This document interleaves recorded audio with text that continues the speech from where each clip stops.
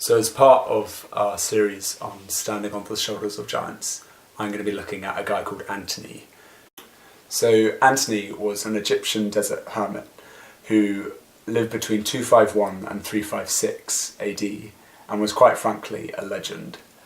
When he was around our age, he walked into a church and heard the command, "Go, sell your possessions and give to the poor," and he went and did it. He sold his possessions, went into the wilderness, and began a life of solitude and prayer, at which point most of us would have thought he'd gone and thrown his whole life away. Except that he spent the rest of his life praying and praising God incessantly, battling demons, healing crowds, and inspiring thousands to take up the monastic life with him.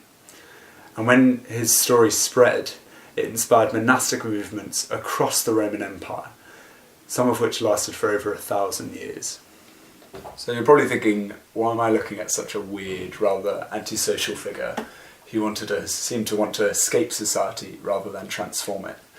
And anyway, it's already hard enough to spend 10 minutes with God in the morning rather than, selling our possessions, giving the money to the poor and spending the rest of the term in Port Meadow. But what inspires me about Anthony is his just simple obedience.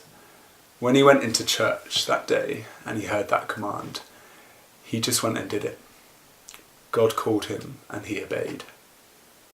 And so I'm wondering, as we start this season of Lent, what is it that God is asking us to do? And what is stopping us?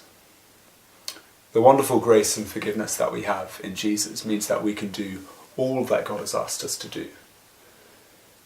We can do all things through Christ who strengthens us.